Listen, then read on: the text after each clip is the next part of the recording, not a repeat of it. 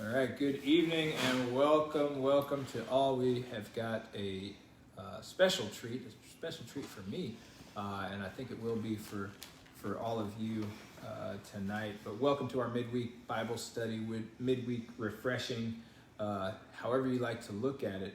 But just to recap a little bit from last week, we were talking about the Feast of the Holy Innocents, and you're talking about how when the presence of God, when the presence of Jesus being born was signaled to the Magi through the star, and they made that trip, Herod, he said, "Oh, I want to go worship him. Tell me where he is so I can go worship him too." But his intent was actually to kill him because apparently Herod did not want to share the glory, share that power. And so we got into how Herod decided, you know what, I'm going to kill all the babies that were 2 years, all baby boys are 2 years and younger, and so thus the Feast of the Holy Innocents. And one of the things we talked about last week is not just those physical dangers, those physical threats that are out there. There's some people that are out there, whether it's drugs, whether it's human trafficking, whatever it is. There's so many things out there that are seeking the souls and the innocence of our young, and so I'm so happy today to have our friend, Brother Jeff Parker, who does a lot in the community. He's going to talk about his effort, his nonprofit, and how he is seeking to encourage folks to protect the innocence. The innocence of the world from the Herods of our day and age. So before we get into more discussion, let's just have a word of prayer. And again, welcome, and I think you'll be blessed by today's discussion. Father God, thank you for this opportunity. Thank you for Jeff being here, for Aaron being here. Thank you for your word. Thank you for the evidence of your presence in our lives. Thank you for the opportunity that we have to go out and shepherd the weak in this world that is really so cruel in so many ways. So we thank you and we bless you, and use this time to encourage all who will watch now and those who will watch later. In Jesus' name, amen. So Jeff, why don't you kick us off and tell us a little bit about you. Tell us a little bit about your nonprofit, and then I'll probably have some questions as we go. But thanks so much for coming by. Yeah, right. I'm happy to be here. I do want to start with this. It's just on my heart. If you're watching, like he said, whether it's right now or later, find yourself a tribe like this. This is the second day this week I've been over here in this living room doing life, but learning and fellowshipping. And then Michael and I are going to spend all day together on Saturday. And I don't know why you were praying. This is what popped up in my mind, is the movie 300. Okay. Right, where you had the 300 soldiers against tens of thousands. Wow. Find yourself a 300. Right. Like, find yourself this small army of God's soldiers that you can surround yourself with that make you better. That's why I'm here. God, this man makes me better, like, every time I talk to him. So that's my introduction, is find yourself something similar to this, and let that be what your identity is moving forward. So my name's Jeff Parker. My girlfriend Hannah Hill and I founded a nonprofit legally on April 3rd of 2021. And we kept it under wraps. A couple of close friends, our pastor, knew about it. We prayed about it, and then we did our public launch on July 30th, so this past summer. So we've been live, if you will, for about 6 months. The backstory is Hannah and I were riding down the road one day, and it was just on my heart to start a nonprofit. And it stemmed from another ministry that I wanted to do, which was teaching what the Bible says about physical and financial health. So it was a ministry. It was basically faith-focused fitness and finance, so 4Fs, and I have a cool little logo for it. But I was anticipating if I went to a church and gave a presentation on what does Proverbs say about financial behavior and turn it into a seminar, if that church wrote me a check for $200, what am I going to do with that money? Because I didn't want it. And so I wanted a greater cause. And kind of my mission in church the other day is I didn't have this huge heart really for the hungry or for homelessness. I just didn't, I don't know why, it just wasn't there. That passion wasn't there. And I shared that with Hannah as we're literally riding down the road. We spent a lot of time in the car apparently. But she said, well, you know what? Why don't we just pray about it? I would like to be a part of this if you would have me. I'd like to partner with you in this, but let's pray about it. And we did. And to shorten the story, we prayed and went our separate ways as far as the nonprofit was concerned, or the purpose of it. We literally did not talk about it for at least 10 days, potentially 2 weeks. And then one day we're riding down the road again, and she said, hey, I want to talk to you about something. And she brought up human trafficking. And she said that human trafficking had just been on her heart. Every time she prayed about it, that's what popped up. And jokingly, I looked at her and I said, have you been going through my phone? Because for those last 2 weeks, I had been researching so much on human trafficking. And I had never paid attention to it before, to be honest with you. And it was like once I started praying about what is the purpose of what she and I are supposed to become involved in, what is our greater purpose, I couldn't stop seeing things about human trafficking. So, like good sheep, we just immerse ourselves into everything that we could learn, read, online courses, everything that we could about human trafficking, and we settled on where our heart is specifically so human trafficking, we like to refer to it as modern day slavery. I like to let people know that it literally is no different. Other than being more profitable, it's no different than the transatlantic slavery era. There are more slaves on the planet today than ever in the history of the existence of our planet. But for some reason, and it exists in America, but for some reason we don't talk about it. And I'm going to share a story with you today that is because when we talk about child sex slavery, which is that's that pod that we have focused on. It's not the labor trafficking which exists, but we learned that the number one consumer of any form of child exploitation, whether it was child pornography or the actual sexual acts of children, the number one consumer were men who were Western men. So Western men literally will travel across the world to partake in this commodity, this taboo. That's the reason that I've associated myself with so many different men's ministries, is because the more I've learned, the more I've realized that men are the problem. And that's it weighs heavy on my heart. And it starts with the fastest growing addiction in America today is pornography. And as men view pornography, and we have the dopamine release that is the whole purpose behind it, that we get desensitized to certain material, which means we need to become more and more taboo,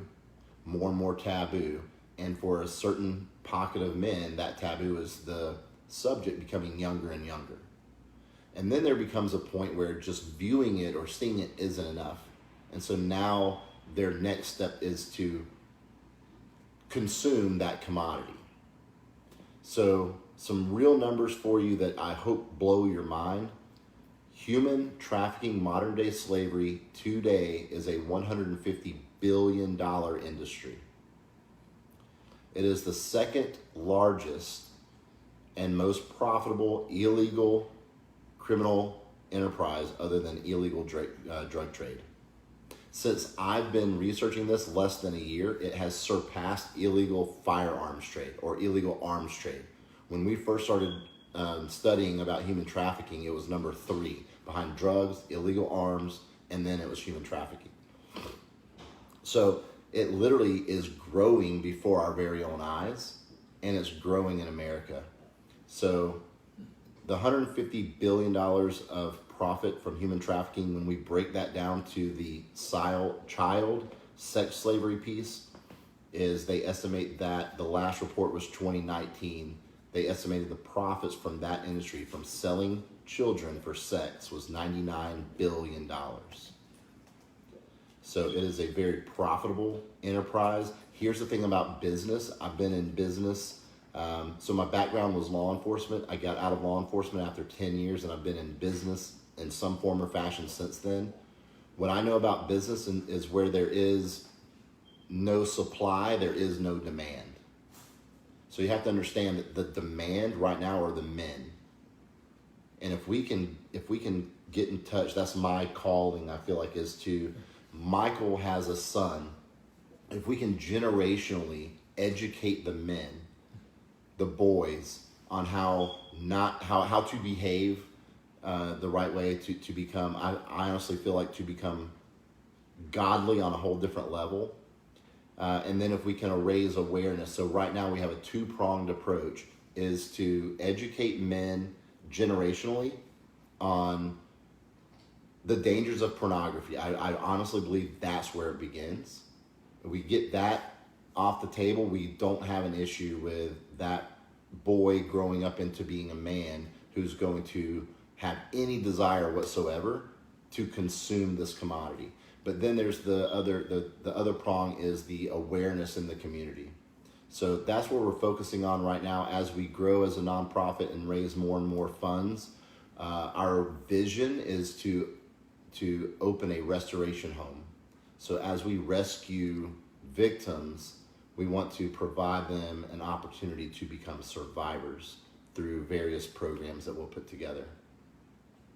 But before you ask me any questions, I do want to talk about a story because it's local. The hardest part about this nonprofit is we don't have stories readily available. One of my really good friends who you met Sunday, Lee Stuckey, founded this nonprofit, A Hero.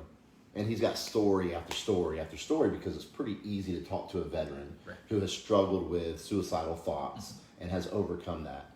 When it comes to child sex slavery, we don't have stories, because when it happens, they're protected. If we find out about it, they're protected. And if they decide they want to come out about it and even make themselves that vulnerable, we're probably 10 to 15 years separated from the incident. And we all know that doesn't spark as much emotion. I want to talk to you guys about a local incident that happened in Columbus, Phoenix City, literally a few weeks ago. There's a little 5-year-old girl by the name of Kamari Holland. And they had literally national news conferences about this because it was so close to Christmas. I believe it was like December 13th, if I remember correctly. I have it on my phone, but I'll try not to look at notes tonight. But Kamari was a 5-year-old little girl, and she was reported missing by her mother in Columbus. And if you're not here geographically, just understand that Columbus and Phoenix City, Columbus is in Georgia, Phoenix City is in Alabama, but they meet each other. The only thing separating them is the Chattahoochee River. Her daughter came up missing. She called the police like at 6 something in the morning. Later that day, they found her daughter's body in an abandoned home in Phoenix City where she had been murdered. It didn't take them long. They had whatever leads they had. Within hours, they arrested her murderer. And to me, his name's not worth saying. I want to focus on Kamari, right? So I'm telling you, from my social media presence, it was all over my social media. I mean, anyone and everyone, they were posting pictures of her. Mothers were saying, be careful who you let your kids around, because the perpetrator ended up being a family friend. They knew him. They knew who he was. I told Hannah pretty closely, to like within 2 to 3 days, I believe, of that, I said, something doesn't feel right about this. And I'm pretty careful about saying those kind of things. I like to wait until facts come out, because trust me, I know how the media is. They're going to tell you what they want you to know. so that you come up with your own opinion without all the facts. Something didn't feel right to me though, and in about a week's time, the investigation led to the mother being arrested. They arrested her for felony murder. Here's what felony murder means. Of her own daughter. Of her own daughter. So because the murder itself took place in Alabama, Alabama's laws are different than Georgia. They're just called something different. Alabama, they refer to it as capital murder. So that's what the perpetrator was charged with. The mother was charged with what's called felony murder. What felony murder means is a murder occurred while you were in the commission of a felony. Oh. The easy example is I go rob a bank. And I don't somebody shoot dies. anybody, but the teller has a heart attack and dies. I literally will be charged with felony murder because I was in the commission of a felony and someone died. Oh, okay. So when I found that out and I read that no outlet that I saw, they did not elaborate on it. And I told my best friend, I said, she trafficked her little girl. It didn't make sense. Why would they charge her with felony murder when the little girl was found in a different city and they already charged someone for, she was strangled to death. It was asphyxiation by ligature. And today, some of the facts are out and she has been charged with human trafficking.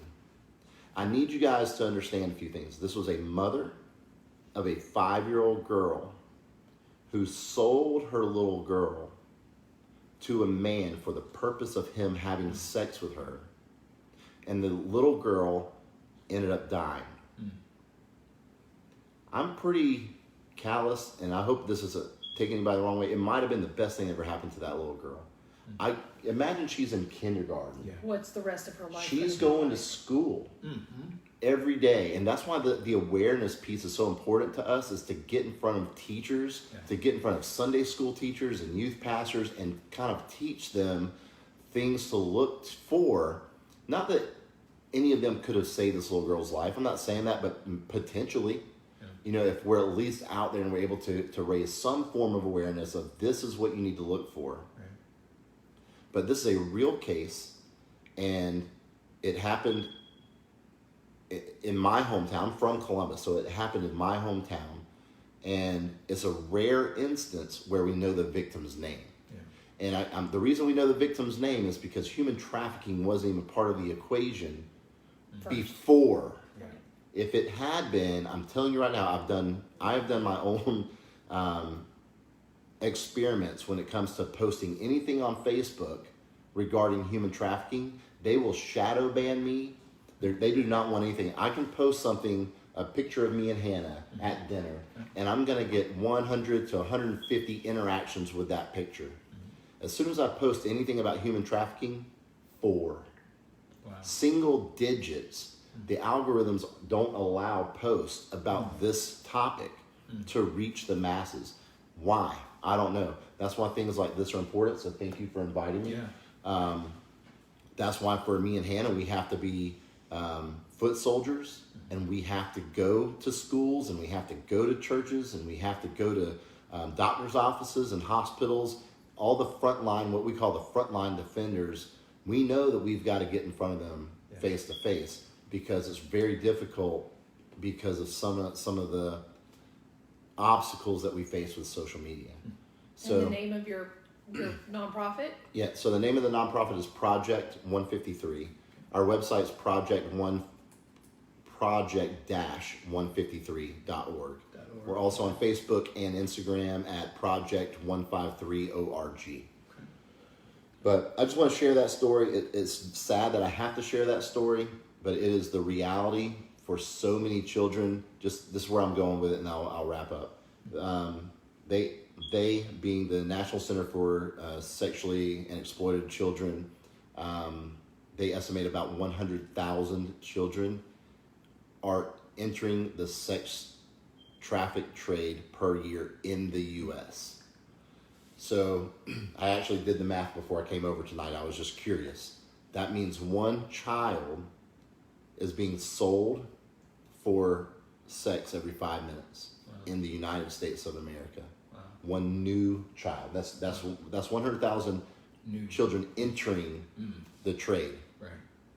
So I need you to understand that this is real, and our calling is to our backyard, which is right now Lee County, Macon County, Russell County in Alabama, and then Muskogee County, Harris County, the neighboring counties in Georgia. We believe that if we take care of our own backyard and then we recruit people who are as passionate as we are, that will just spread like a good wildfire, and we're raising awareness throughout Georgia and Alabama, and then that will continue to grow. So that's where our passion is. It's real, it exists, and we're here to stop it. Wow, that's great. Thank you for sharing that. And those are definitely some impactful numbers. $150 billion. Billion with a B. 2/3 of that is children. That's right. 99 billion.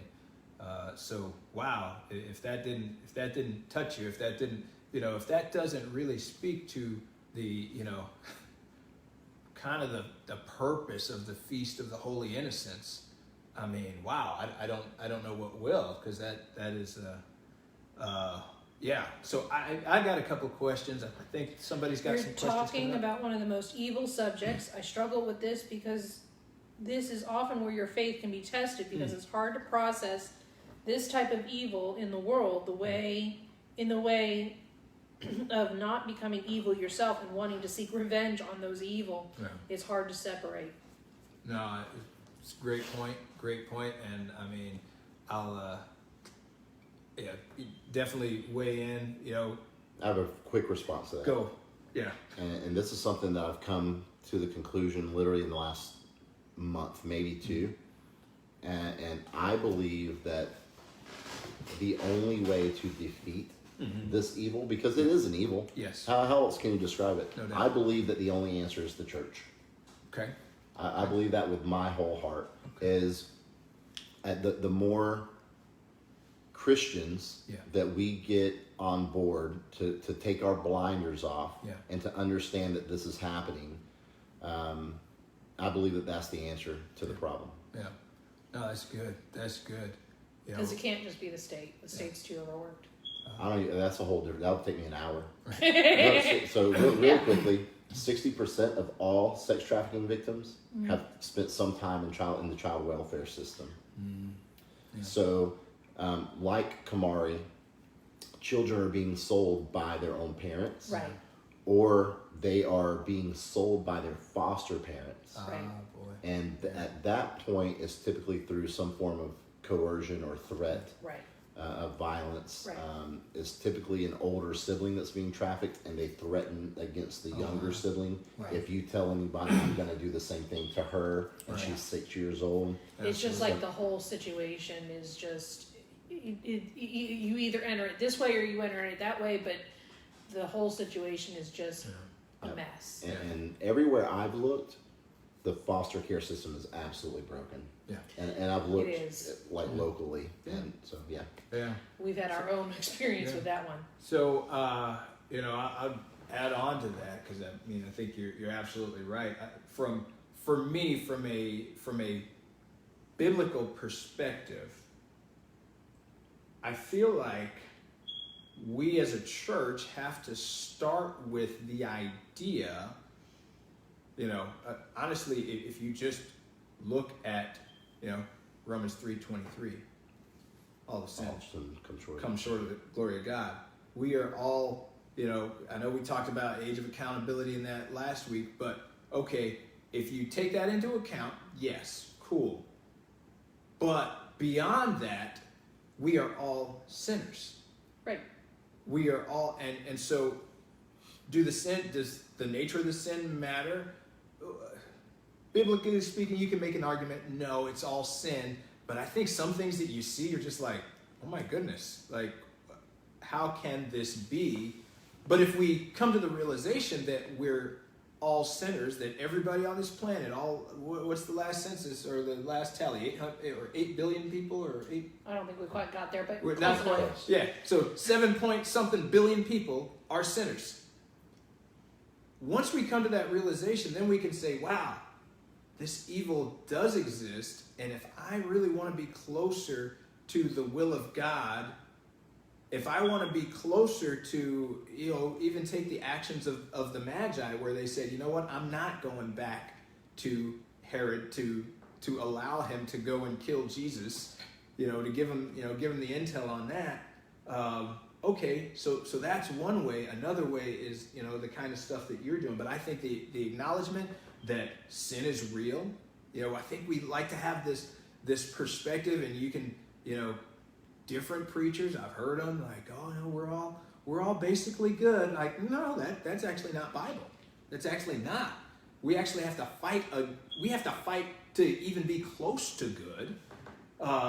And so I think once we have that realization, we can say, yes, there is evil in the world, and what is my call? My call is to do something about it, to counter that evil. Because if I don't, then I'm just, Our flesh is inherently evil. It's kind of what those who know to do good the watchman. and do it not, Oh, to him it is a sin. yeah. Well, it is. Right. Absolutely. So Absolutely. Yeah. that was maybe the premise of when I felt this calling in my heart. I couldn't ignore it. Right. I knew it wasn't going to be easy. I knew it wasn't going to be necessarily fun. Right. But there was no way that it was so strong and powerful and absolute. Yeah. There was no way to ignore it. Well, the comment was made here that once you expose yourself to so much darkness, when does it start affecting you? And how do you? It's a great question. Very good question. And I'll be honest with you, I do worry about Hannah. Yeah. In that regard. She is, I'm not going to say innocent in those realms, but she's innocent and to a lot of this stuff. I, as bad as it is, I feel like I've seen every evil that there is in my time in law enforcement. And, the hardest thing to ever deal with were crimes against children. Yeah. That was the only time, other than I did work an officer down case one time. Yeah. But other than that, the only time I ever was emotional on the job, literally while wearing uniform, was when it involved a child. Yeah. So, personally, I'm very, very good, and I think it's not necessarily a good thing, but I'm very good at compartmentalizing things. I'm very good at absorbing. I'm not worried. If you look at the people, so the people that I respect and follow and learn from in this space, one is a former ICE agent, Homeland Security. The other guy is a former CIA agent who was also Special Forces. What's the Air Force Special Force? OSI. Oh, no. Paratrooper? Pararescue. He was a pararescue Special Force guy who then went into the CIA and retired from the CIA. His name is, nonprofit's name is Deliver Fund. Y'all should look them up. They are all 100% law enforcement related, both of these. Yeah. So one I follow because they're in the U.S. only. The other is OUR, Operation Underground Railroad, that's referring to the Underground Railroad from the slavery days. They do everything overseas. But I guess my point is, what I'm learning is that the people that are involved into this in a big way, they have some form of military or law enforcement background, because you're right. I do think that it could cause a dark cloud to come over you if you don't have the ability to learn how to compartmentalize that. But you've got to let it, but at the same time, if it stops affecting you, then you've got a problem. Yeah. Just as much as letting it affect you too much. Correct. So to that point, I went probably 10 years without shedding a tear. I'm pretty sure I went about a decade without crying. At all about anything. I was so cut off emotionally, for various reasons, but mostly because of my time in law enforcement, right? And you're taught to not show emotion. Yeah. Not necessarily that it's a weakness, but it can be perceived that way, and you're not allowed to be weak in any way. Right. When I started diving into this not the human trafficking, that part was on the surface. As I started diving into the child sex slavery piece of it, I can tell you an exact moment when I left my house. I live about 45 minutes from here, and Hannah lives right down the road. About a 45-minute drive I cried the whole way. Wow. Yeah. Not uncontrollably boohooing, but uncontrollably I couldn't stop the tears. Yes. Right. Yeah. Because that part, it was fresh to me. I was like, man, this is really happening Yeah.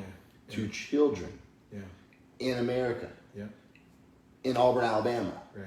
Like, it literally got to me. And when I sat down with Pastor Randy Cowart, when I sat down with him, and all Hannah and I wanted him to do was just pray with us and over us, right?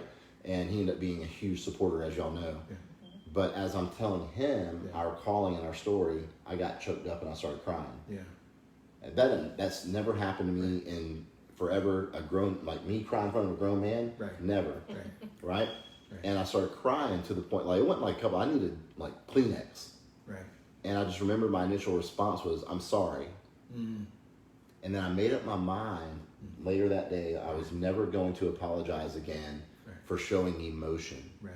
And you guys know this story, I think I've told it a few times, but Hannah has been a godsend for me because she's shown me that me being vulnerable is the greatest courage I could ever show. Yeah. And so I do think there's a fine line. I don't feel like this has caused me to show any darkness inside of me. I understand the vigilante mindset.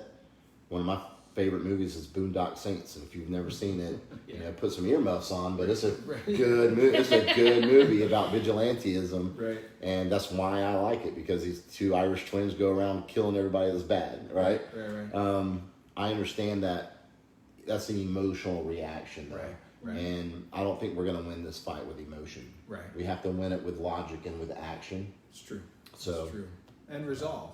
Absolutely. And resolve. Yep. I mean, Yep. it's pretty easy to say, yes, this is bad, and then go back to what you were doing. Right. Yep. So you've got your story for how you're able to counter and to kind of ward off, shield yourself from going over to the dark side or what have you. But have you talked to Hannah from her perspective, or what's your strategy for keeping her from being impacted too much, who hasn't seen as much of the evils of the world as you? I think we're going to play two different roles. Okay. Like through our conversation, Hannah is a lover, and to use her words, she loves to love on people. Right. And that's where we already have a name for it. That's where the Hadassah House is going to come in. Okay. That's going to be the name of the restoration home. Hadassah is I believe the Jewish name for Esther, or it's the other way around. But Hadassah is Esther. Esther had to change her name for reasons because of Xerxes, who was in 300. Yeah. But the Hadassah House. Anyway, I won't get into the meaning of Hadassah, but that her role eventually is going to be loving on these survivors. Right. That's where she feels her calling is. Okay. We are going to be in tandem when it's coming to awareness to churches, schools, etc. I'm going to be in a whole different world where I'm having some really raw conversations with men groups. Right. Because that's got to happen, I feel. Right. And it's like, hey, bring your son. We've got it. We got to have this talk. Yep. You know, how old are they? 12, 13, bring them. Yeah. Like, we've got to have this talk. I was listening to a podcast the other day. It included Dr. Jordan Peterson, who's a clinical psychologist, and he was talking about pornography. And he was like, you know, for the first time in the history of mankind, our kids have access to more beautiful naked women that they can see in a time frame faster than they can eat their dinner. Right. Yeah. And it's the truth. Yeah. And it's too easy. And if your friends are doing it, why wouldn't you? Right. And I mean, it's a controlled substance. It's an addictive substance. So Right. I think we have to have those conversations with our youth and with the men. Because I mean, I have two friends of mine, very good friends. I love them like brothers, that have both battled with pornography addiction. Yeah. There was a study, or there was a thing that I had to do when I was at the police academy, and they were talking about how just talking about disease rates were going up among teens and preteens, the tween group, because they were Like sexually active? sexually active in the back of the bus. Wow. You know, to and from school. Wow. So, you know, we're like, oh, they're too young for that. No, they're not. Not when 12-year-olds are having babies. Right. You know, it's, you know, and 5-year-olds are they're not too young. Yeah. They're not too young to not understand Yeah. what is what, and we can't be ashamed to say, hey, look, this is not, you know, this is not how you really ought to behave, and this is what this is, and this is what this isn't, and nobody should you know, all of those things alone. Yeah. But that was one of the things that I remember also at the academy myself, was that the fact, you know, that this was a family friend. Right. Our generation was taught this whole stranger danger thing. Right. And it turned out to be one of the biggest fallacies Yeah. of all time. Yeah. That so many kidnapping and all of those things, like 75% of the time, is actually done by somebody you know. Somebody you know. Somebody Right. you know, or somebody in the family knows. So it's, you know, that unfortunately it still prevails, you know. But at the same time, if we could just bridge the gap between not just the stranger on the street making sure we're safe, but also with the guy that dad is a friend with, but he's Right. not behaving, Right. you know, Yeah. or, you know, but we've got to make it so that people are okay with Yeah. being them and being safe in their own space and their own body. But at the same time, we've got to protect these kids that at 5 years old cannot. Right. So, yeah, it's disgusting. Just the fact that we have to deal with that as a fact at all. It is it in fact? Yeah. Yeah. So, I mean, bring up a good point. You talk about, you know, the false narrative of stranger danger, and having the conversation with you know, men who profess to be godly men. So, you know, I think I shared this a couple of weeks ago at the men's group. There's actually I don't name names, but at a Bible college, you can look it up if you want to, but there's a Bible college, a prominent Bible college, where there are several cases, reported cases of sexual assault, student to student, you know, so by men that are going to, you know, put on a collar within a couple of years, and then the report is, and like you said, wait till all the facts come out. But for what the reporting was, the implication was that the authorities put the blame on the female. So really, kind of no different than what the secular society was going through. Right. You know, since I've been on this planet, it's her Since fault. time began. That's right. And so what's the strategy? And I get the strategy for, hey, let's go out in the community, let's make people aware of this. But what's the strategy in your mind of rooting this out of the church at large? Because I feel Specifically. like, if we're going to be if we're going to be the standard bearer for this, well, it's called standard bearer for a reason. Right. We actually have to bear that standard. Right. So if we're going to be the standard bearer for godliness and upright living, what does that look like? What does that church look like as we conduct a gap analysis from where we are to where we need to be? That's something I haven't thought about. Okay. I think that I do think they're different. Yeah. Because that you have the immorality of certain people and where we are trying to attack and end this very specific thing. I shared with you guys, I believe, the pastor from my church back in Chattanooga. Yeah. And sad story. yeah, I mean, it's horrible and nothing's changed. And Right. he did. I still follow, like, we're still friends on social media. Yeah. And today he posted, I'm taking a month off from social media. I'm gonna go seek counseling Yeah. and try to get some things right. I don't know what that means, but Oh, Hannah's joined us. Hey! that's an immorality rule, Yeah. or concept versus what we're doing. Yeah. So I haven't thought about that. One thing that did happen Yeah. that sparked my interest, and you know, Hannah and I have shared this, is there was a case where this girl shared her story. Yeah. Long story short, she had one person that she trusted, and it was a youth pastor. Oh man. And she's 12 years old, and she tried telling him, and with her vocabulary, the only word she really knew was molestation. Right.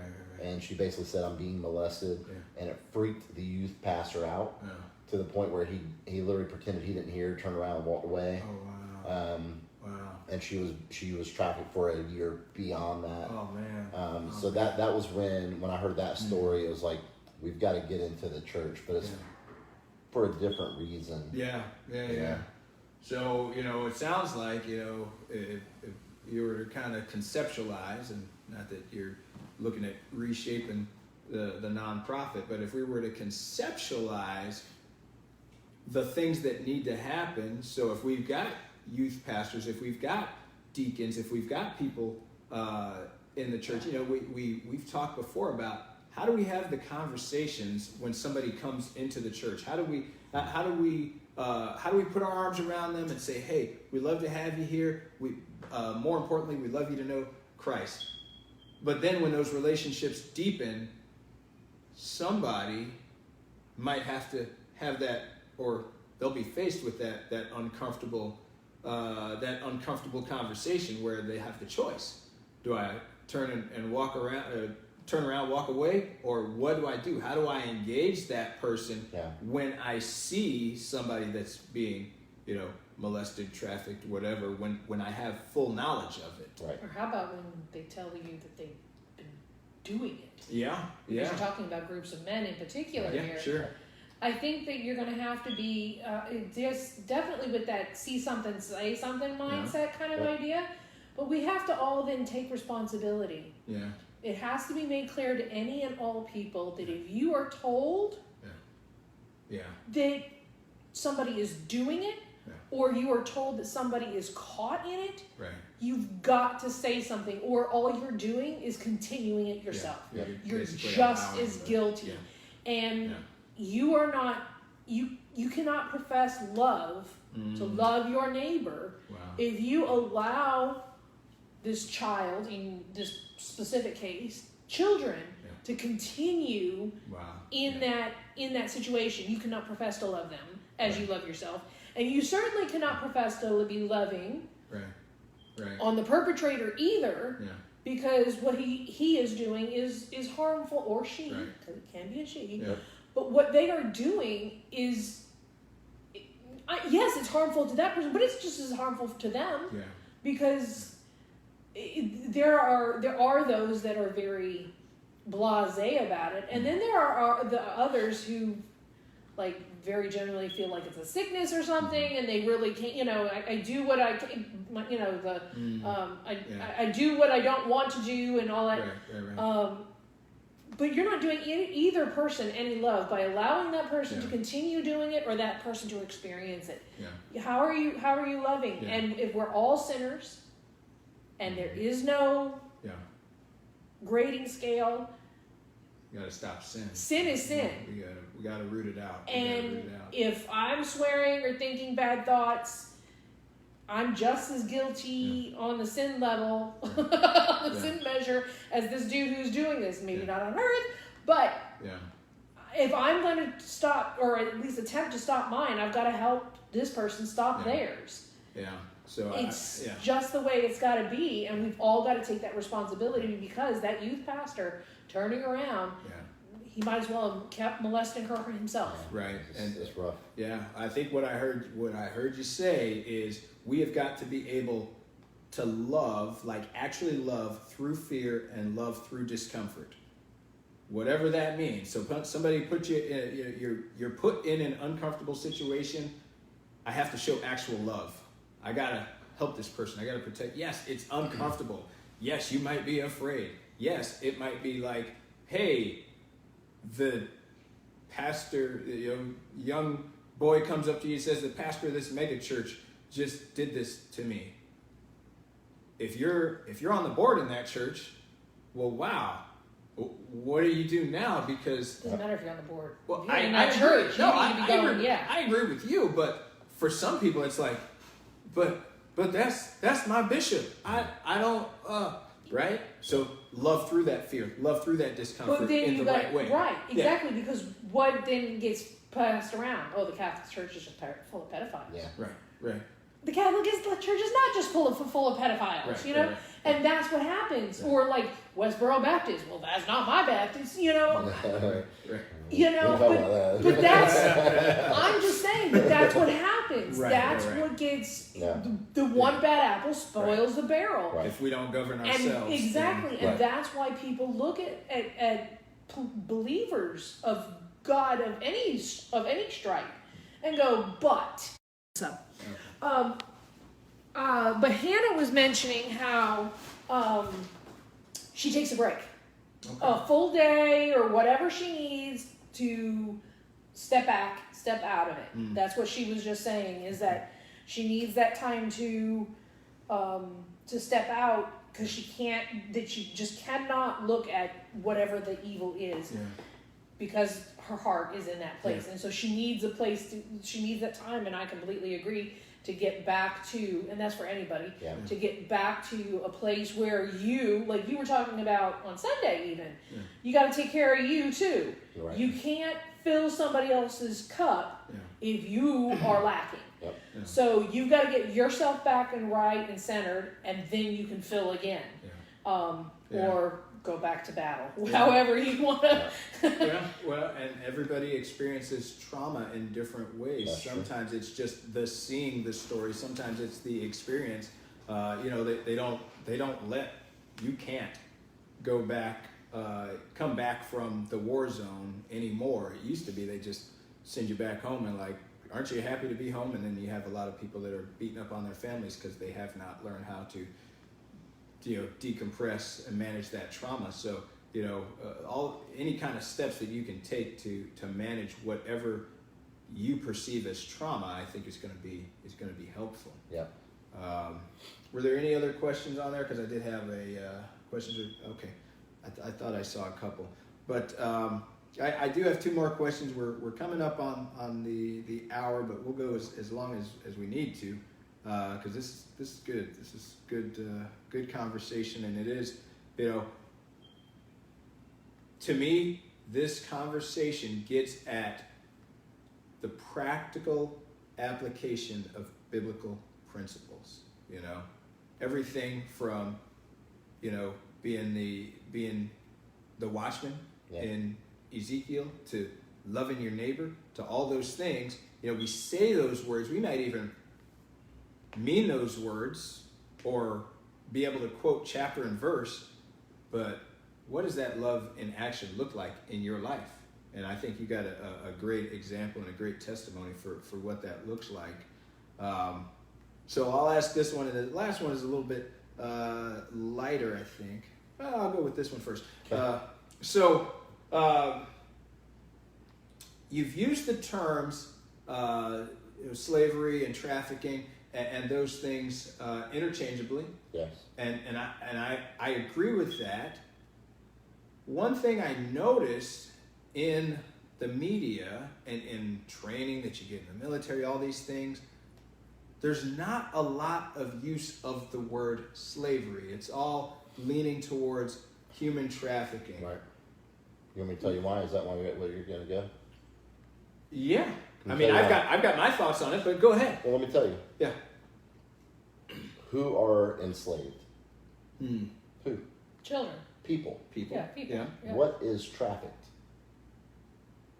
More than People. people. So people, drugs. Yeah, but not people. Okay. Oh, I see. Items. Drugs are trafficked.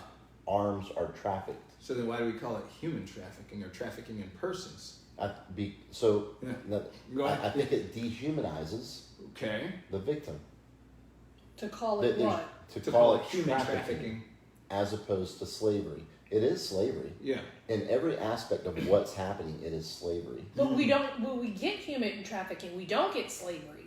That's what he's saying. Because if you were to use the term slavery, that is It personal. becomes too real, Got it. right? Yeah. Let me talk to you about this, right? Okay, go ahead. So, the number one, let's go back to when Hannah and I first got into studying and researching on all this. Right.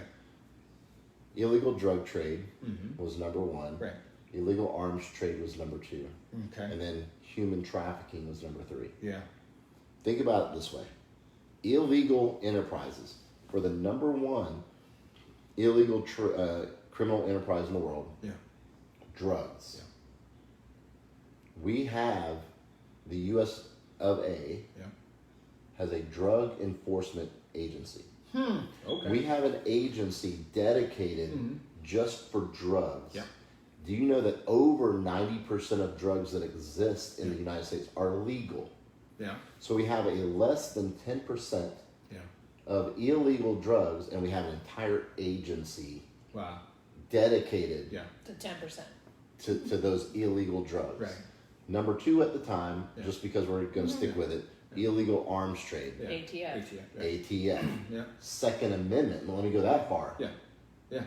Like, how many of those guns are illegal Right. according to the Second Amendment? But we have the ATF in existence and in place, Right. right, to enforce laws. Yeah. Human trafficking, Mm.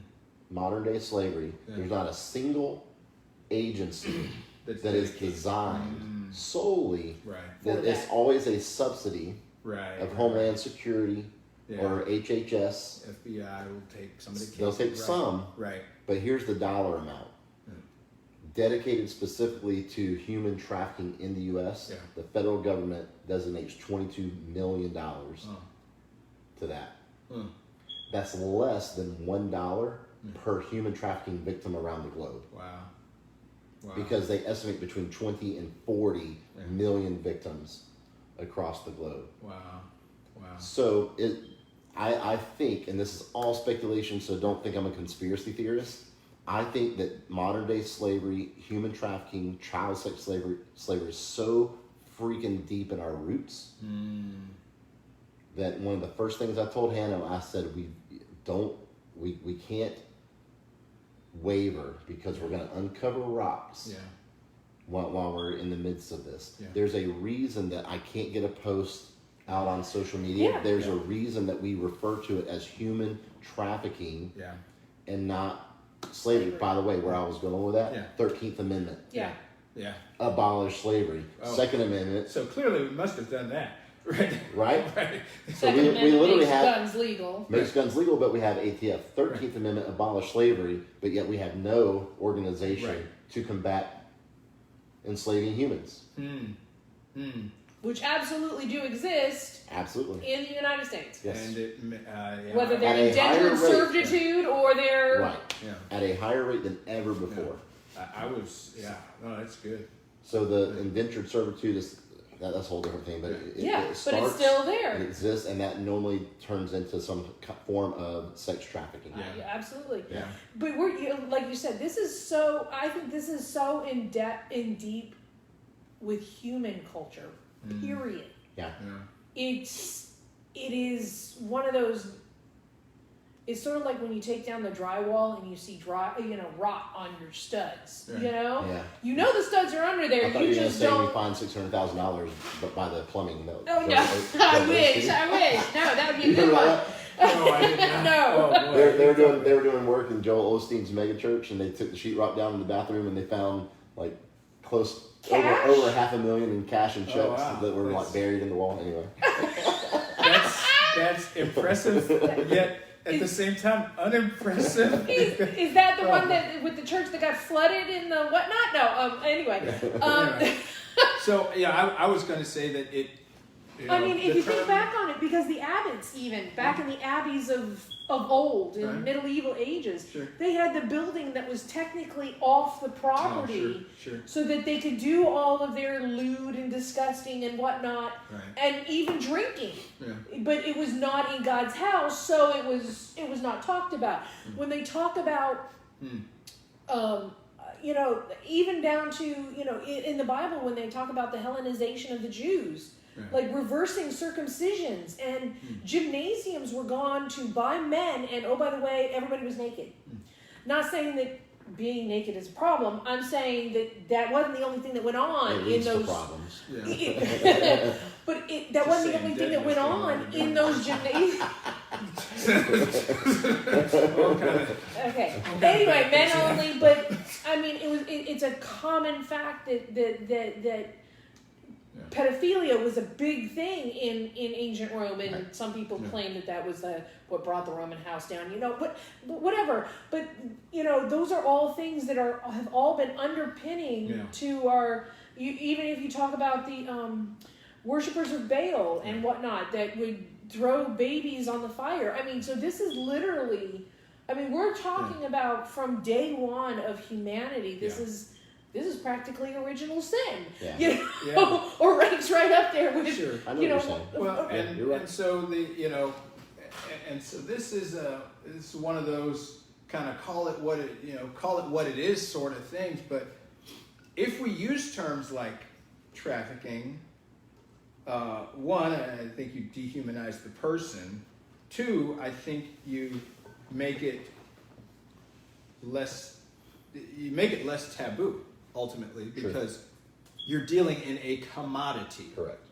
As opposed to enslaving a human being. Right. And so I think that is, to me, that's a societal problem, because even though we say, yes, this is bad, this is horrible, but we're going to, at the same time, dehumanize the people and mitigate the severity of the commission of the act.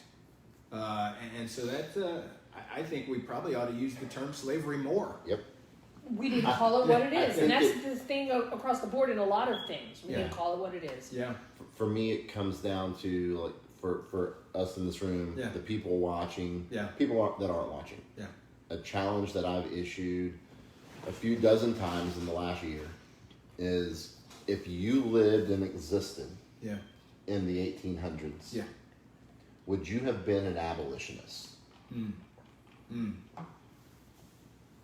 Yeah. Would you have been? And I mean, in sales, by the way, the first one that talks loses. Yeah. So when I asked the question, I shut up. Yeah.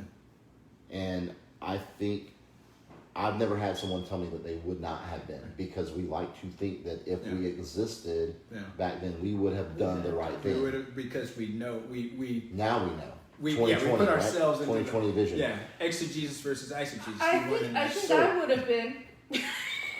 Right, and so normally I would get, well, yeah, I would have been. So my response is this: prove it. Yeah. Exactly. Yeah. Because slavery is still going on. Yeah, there you go. And either you're an abolitionist or you're sitting on the sideline. Which Yeah. are you doing right now? Right. And right. I'll show you my faith by my works. Right. Yeah.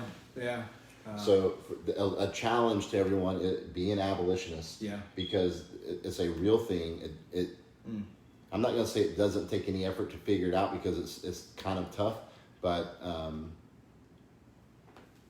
Operation Underground Railroad, Deliver Fund, and then John Walsh, the America's Most Wanted guy. He's the one that founded the National Center for Missing and Exploited Children. So they have tons of great information. If you remember his story, I think it was 7-8-year-old son was kidnapped and raped and killed. Wow. So yeah, and he got on TV every week and Used to. Well, I mean, as a regular news show. Sure. But anyways, if you look at those organizations for information, they're readily available. It'll open your eyes to the evils that do exist. And one thing I do want to add before it slips my mind, because these are all recent studies because of the pandemic that we experienced in 2020.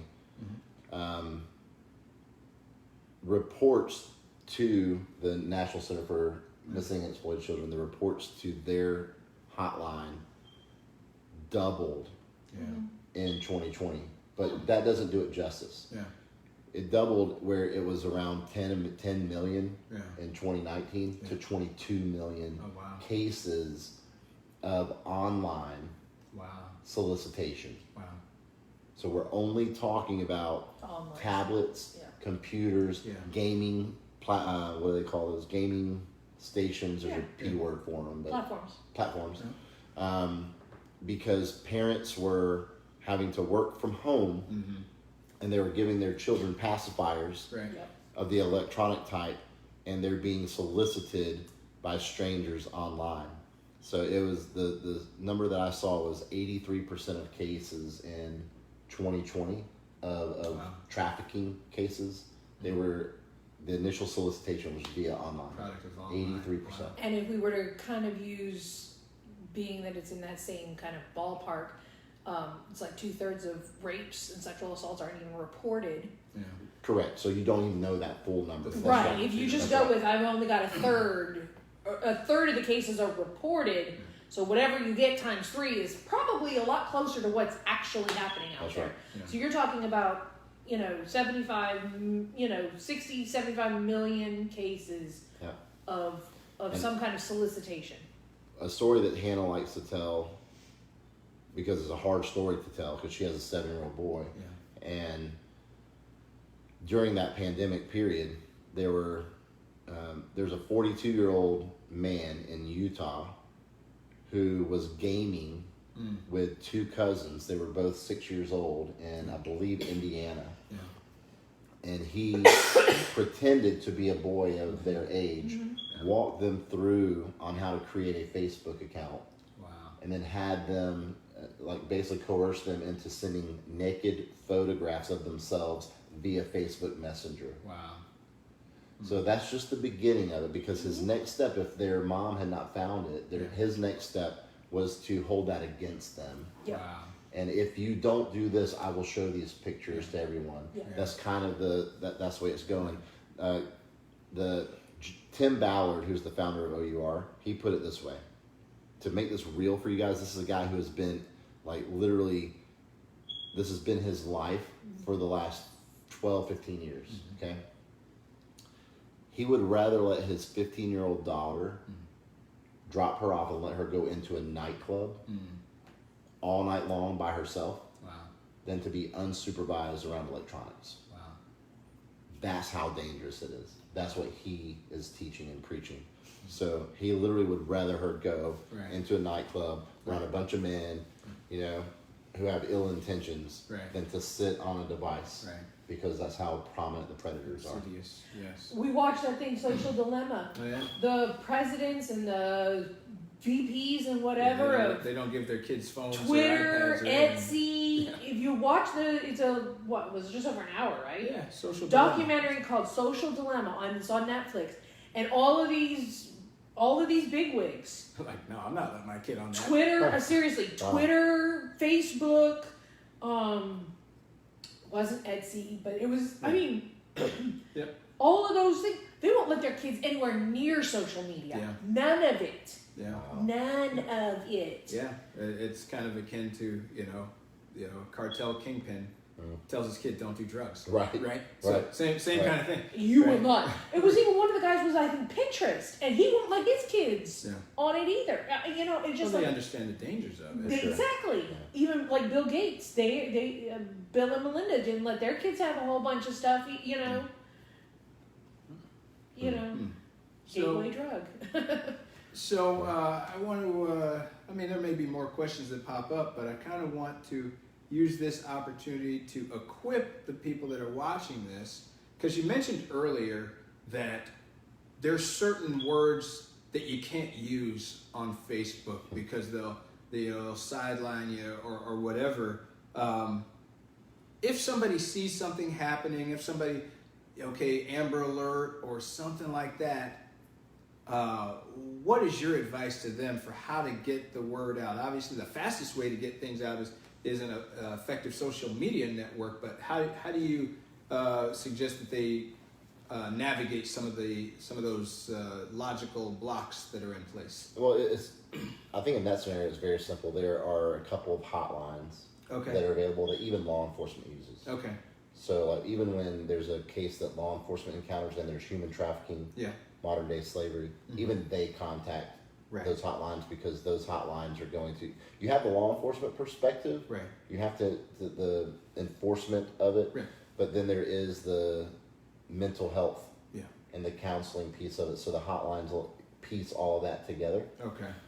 If you want, I'll go back in because I don't have it with me. I'll go back in and put the hotline in the comments That'd be great. of this video feed. That'd be great. That'd be great. So I have it in my phone, but there's no, like, it's so far deep it Yeah. would take me a couple minutes to find it. But I think that's the easy answer is that there are, aside from the typical call 911, Right. like that needs to happen. But if there's some kind of suspicion of, Right. and you're not sure, I would call the trafficking hotline. Okay. Okay, that's good. So We are going to have T-shirts made up that will have the hotline on the number on the back of it. It just, the way that just came out just sounded really. yeah, t-shirts. All right, cool. No, that's good. So and again, thank you so much for coming out and sharing. Every minute of this was valuable, educational for me, and I think it was for the people that are watching now, the people that are going to watch later. But what I took away from it, and what I hope everybody takes away from it, is get involved. Get involved. Understand that this is a problem. It's a problem that's been going on. You had Pharaoh way back when decided he was going to kill all those baby boys. You had Herod killing baby boys, right? And today, it's less. China killing all those girls. China killing all those girls. Today, it's in China the killing U.S. a whole lot of people. It's less overt. It's less. Hey, we're going to go out and kill people. Right. It's not coming from the top down. We're going to commoditize people. We're going to enslave people. We're going to start with an online platform, something that was meant to connect people, doing what it does, connecting people, but now people turning that for nefarious ends. And so get involved. Make sure you're involved with your kids' lives. What are they watching? What are they doing? Teach them, train them up, let them know, okay, this is acceptable behavior, this is not acceptable behavior. You can go to this website, I'm blocking that website, don't even ask for it. When you And don't see be deterred. Right. Because that's what we get all the time. Yeah. Well, so and so. So-and-so lets their kid use it. That's nice. And when I talk to them, I'll probably tell them that they probably shouldn't, right? Yeah.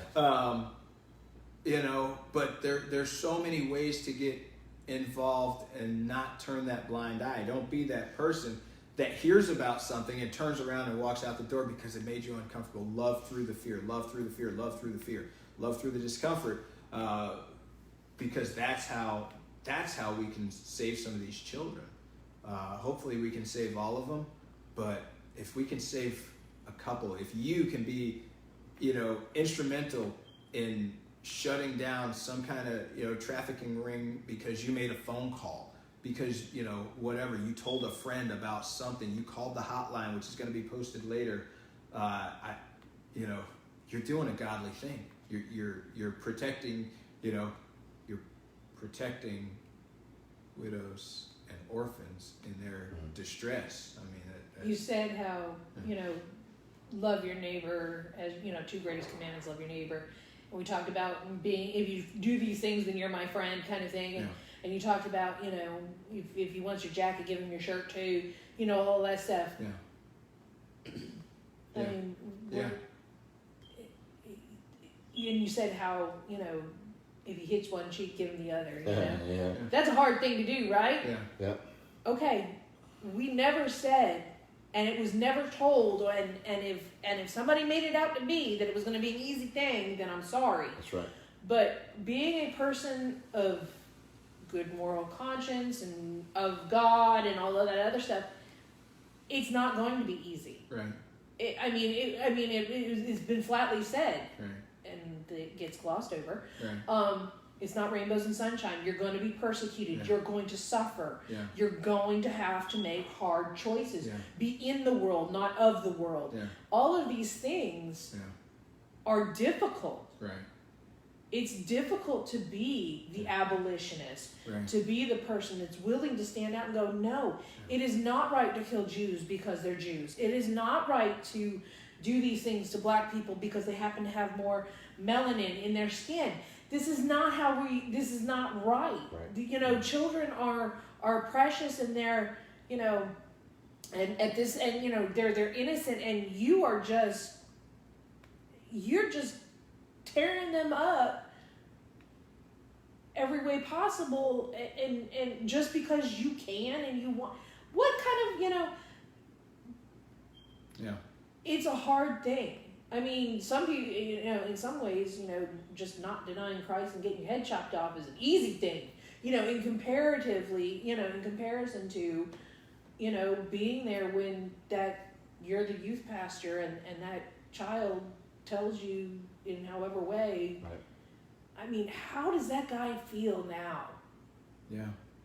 Yeah. If she, you know, when and if she got out, and then they come back to go, why didn't you? Yep.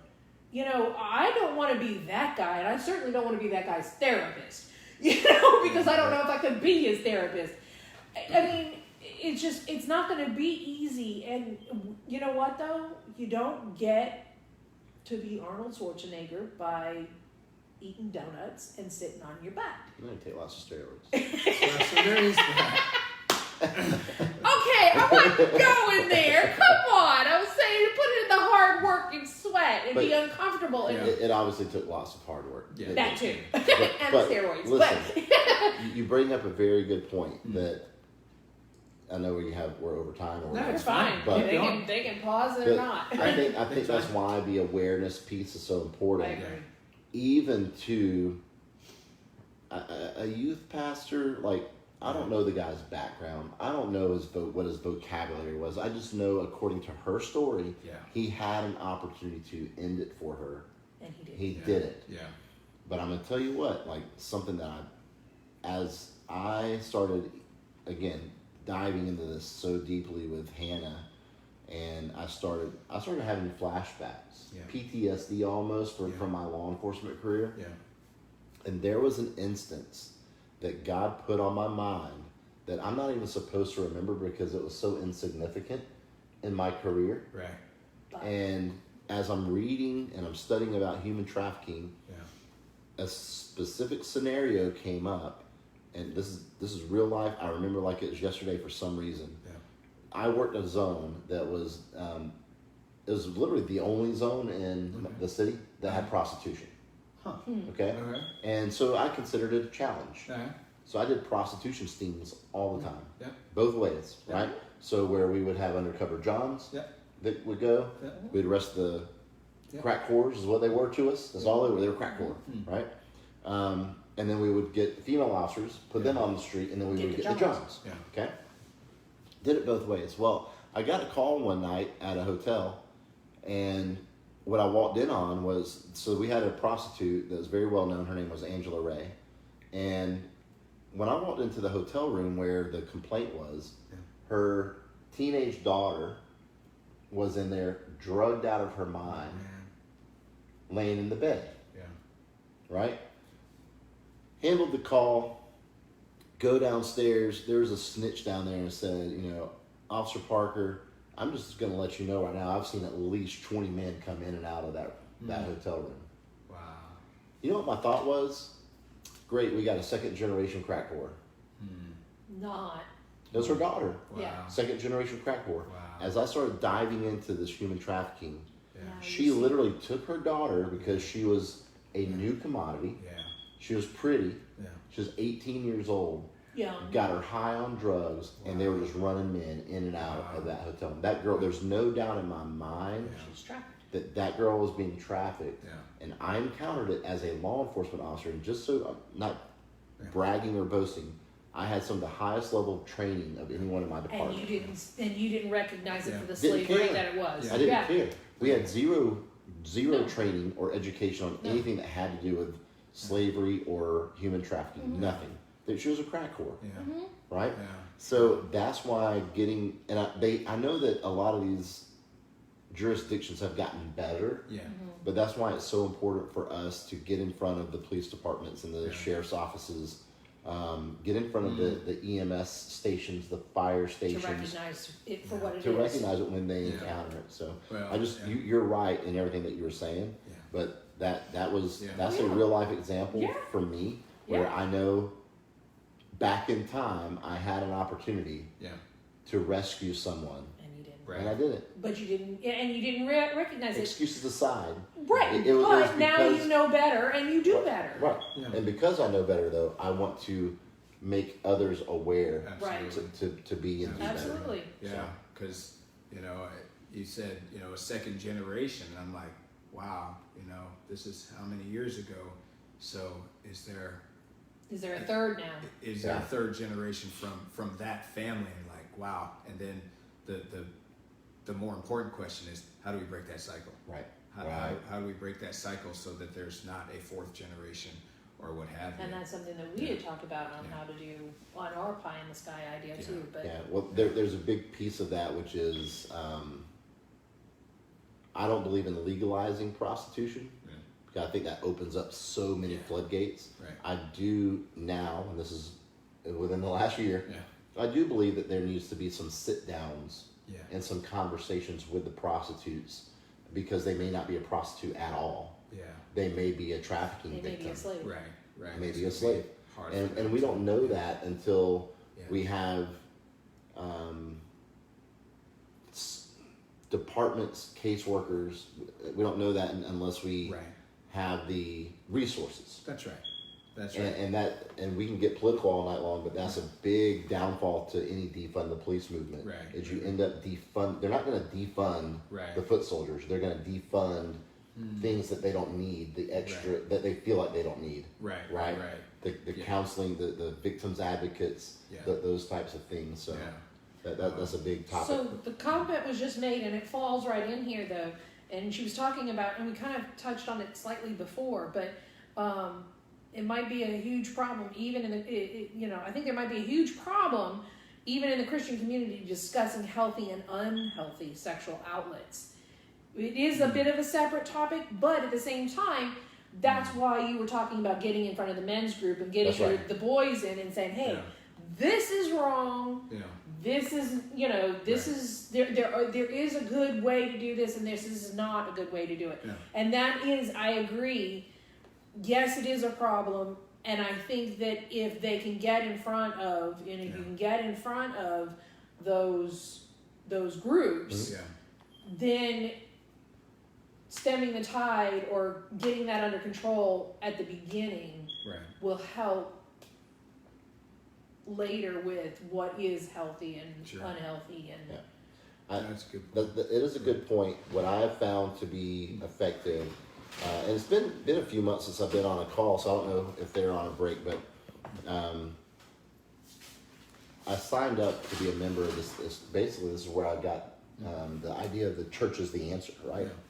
So it's a faith coalition Yeah. against modern day slavery, Yeah. and there are a few men that are part of this group Yeah. that are just very raw. Yeah. And yeah, you know what? We don't need to go Right. to a men's meeting or any meeting for that matter and expect to solve this problem Yeah. by talking like we're behind a pulpit. Right. It- Right. it's got to be raw. We've had Yeah. raw conversations in our Absolutely. men's groups and that's why it's important to get the men together and let them understand that it's a free space to talk Yeah. about real life things that, sometimes they are going to be X-rated. Yeah. And you've got to have that conversation. It doesn't make us any less godly. Right. We've got to have certain conversations in order for, I put it this way, I won't mention names because I don't know who I was watching, Yeah. but we were in Hannah's living room one day Yeah. and one of the men got very, very Mm. descriptive Sure. Yeah. and some struggles that he was having. Yeah. You've got to have that atmosphere. Yeah. and you gotta If have you don't balance. If Yeah. you don't create that atmosphere, Yes. then you're never that person who needs that outlet Right. so that they can get counseling Right. Well, or Never. mentorship. It's Right. never gonna Yeah, exist. absolutely right. Because that might be one of those would-be assaulters in the church. If behavior, attitudes, whatever, unchecked, like you said, gateway. It starts somewhere, and Right. it goes down that road. No, good. And that goes for a lot of things in our world and in our lives, of things that are held up because we can't have the discussion. Yeah, Right. yeah, Because people they won't allow. We used to call it an academic discussion, the academic Yeah. discussion. We've gotten so concerned with the touchy-feely, and I'm not saying that we don't need to be concerned with people's feelings, Right. but at the same time, it has to also be balanced with the ability to have have those a conversations. conversation, Dialogue, a dialogue, Yeah. even about hard stuff, Yeah. even about raw, gross, whatever it may be. But you've got to be able to have a space in where we call it now safe space, but that's not what we want. Not the safe Yeah. space that they describe But- it now, right. but you've What- got to what- have that spot. Yeah, I can tell you that when Michael and I met at the ball field, yeah, and we started trying to put together and define what Yeah. does the men's group look like, that was one of the first things that we agreed upon, yeah, was creating a space, yeah, an environment where we could be vulnerable yeah, as men. I don't think we've had a scenario yet where anyone's cried. I do know that we did at the bonfire Yeah. that we had. We had tears that night, and when Yeah. it was just men, yeah, and I think that's healthy. yeah, So for sure. Because men do cry. yep. Yeah, I'm, They I'm need to making cry. I'm making a design right now for a T-shirt. It says "Real men cry There you go. out to Jesus." There you go. That works There too. you go. So, you may be looking at this and saying, okay, this is all good. This is all this nice social program. What does this have to do with Bible? Well, I think we've talked about quite a bit of that. Whether it's love, loving your neighbor, obeying what God would have you to do. I mean, that's all in there. But one thing I do want to share is I do have the KJV up. I didn't intend to, but I do. It's okay because it's Ephesians, and so it's I like the way it reads for Ephesians, but it's Ephesians 6. This gets at the point of where is all this stuff coming from? Where is all this trafficking coming from? Where's this mentality that it's okay to treat somebody, like a commodity? Where does that come from? But I start at 6 and 10. Finally, my brethren, be strong in the Lord and in the power of his might. Put on the whole armor of God, that ye may be able to stand against the wiles of the devil. For we wrestle not against flesh and blood, but against principalities, against powers, against the rulers of darkness of this world, against spiritual wickedness in high places. Wherefore take unto you the whole armor of God, that ye may be able to withstand the evil day, having done all to stand. So, where we treat people like stuff, we treat people like pleasure toys, whatever. There's 100%, there's a flesh component to it. But there's also a spiritual component to it that the devil, no kidding, has a hold in, on our hearts in this world. And how do we conquer that? The instructions are pretty clear. Put on that armor of God so that you can stand. But stand is not just I'm standing here while sitting in my living room, because everybody can tell I'm not standing, I'm actually sitting. But stand is an active word. Stand, get up, do something with that armor, get out and help people, get the word out. You may not be in a position where you're the one that can go kick down the doors, but you may be in a position where you can educate people, where you can train up your children the absolute right way. These are all active things that you can do. Get out in the community, volunteer to go talk about those uncomfortable topics at, men's groups, women's groups, teen groups, all those places. Because the more people have on that armor, the more teens And recognize it. for and what it children is. can recognize these dangerous situations, and they can walk away from it. Maybe there's a man in the church that's like, oh, well, this other guy at work does it, so it can't be, and I hold him in high esteem, or this other guy in the church does it, and I hold him in high esteem, so it can't be that bad. It can be educated, and he can be like, no, not only am I not going to do it, I'm going to talk to this guy that I hold in high esteem, and I'm going to be Nathan to him, and say, hey, you're the man that is causing the downfall of society because you are buying into this world acceptance of continuing to enslave people. Doesn't Project 153, isn't that come from a verse? It does. Yeah, so the name comes from John, the book of John, after Jesus has been crucified, and I believe it's chapter 21. But it's interesting the way that the Holy Spirit works, is because this was a story I read literally years ago. And as I was reading it, the Holy Spirit was speaking to me and is like, don't forget what you're reading. So in the book of John, after Jesus has been resurrected, Peter decides, I'm going to go fishing. Yep. Right? And he says, who wants to go with me?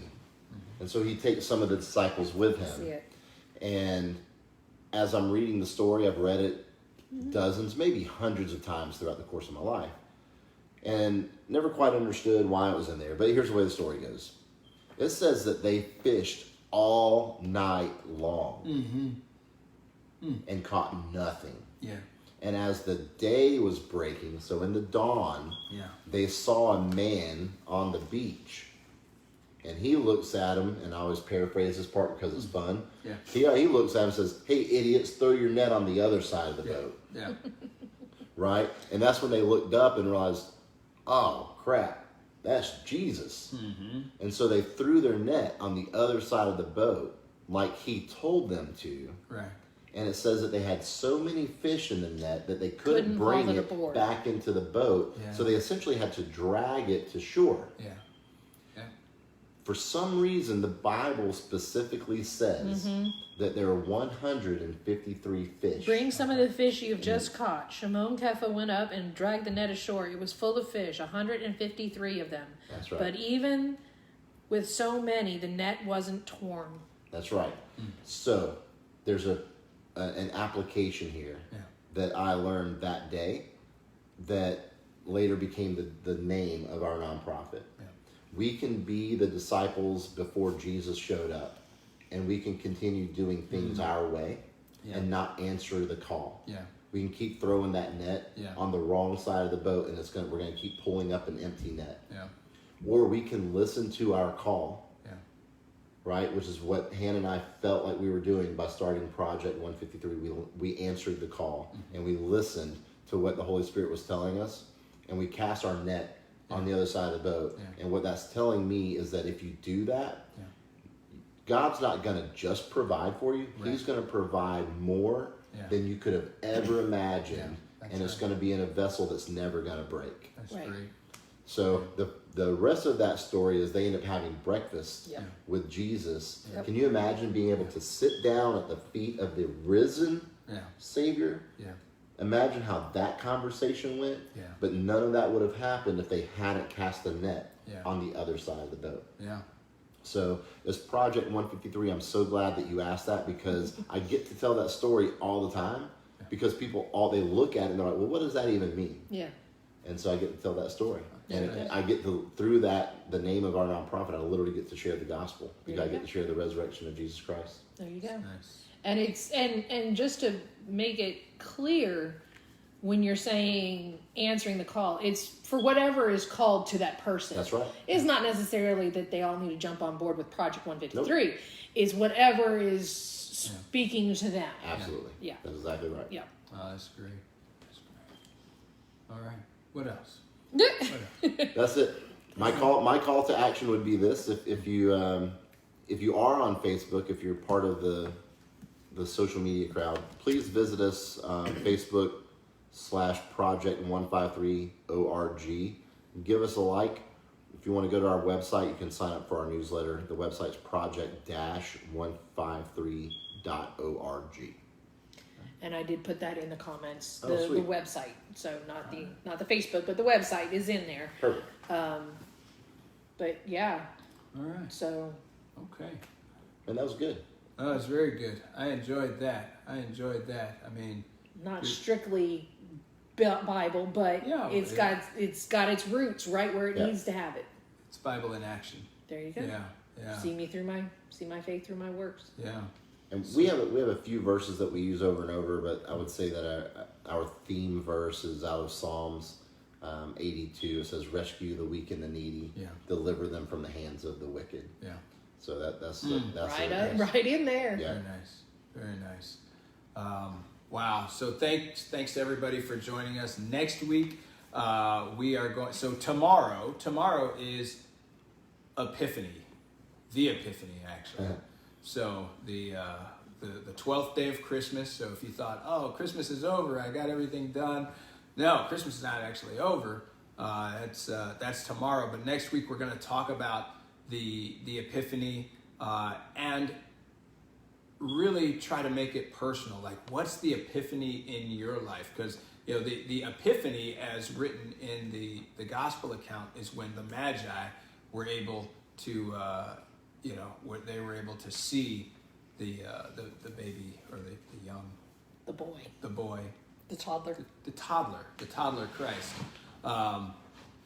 and through that exchange, and then through you saw Simeon, and we talked about Simeon and Anna a couple of weeks ago, how they saw him and what they did, their call to action. So I really want to focus next time on what is our Epiphany moment? How do we know our Epiphany moment? And more importantly, how do we respond to that? How do we respond to Christ, Call. God's presence, Christ's call in our lives? And so we're going to touch on that. We'll spend next week talking about that. Man, welcome back anytime. This is Thanks. this is great questions. Great. Hannah says she won't work too late next time. Wednesdays are a late day. So. All right, but let's close out in prayer. And Father, we thank you. We thank you for just the message tonight. Give us strong hearts to be able to go out and fish in whatever area you have called us to fish, because we do look so forward to being able to just fellowship in eternity with you face to face. But until then, we just really want to do your will. We want to go out there and whatever it is we can do, specifically, I speak of just comfort, encouragement, and not only spiritual but physical salvation for the children that are being trafficked in this area and throughout the world, that through whatever experience they're going through, that they will come to know you, and that the evil of the world, that you would counter it, and help us to be that arm. Give us that strength, that encouragement, that heart to be your arm in this world, to where we can overturn these evil institutions, these institutions of slavery which have existed, as far as we can look back in your word. And so we just thank you that you have given Jeff and Hannah the heart to go out there and lead this effort. We thank you for your word, your gift of salvation, and we bless you and we praise you. In Jesus' name, Amen. amen. All right. See you next week. Thanks for having me. That's great. That's great. Thank you. Thank you for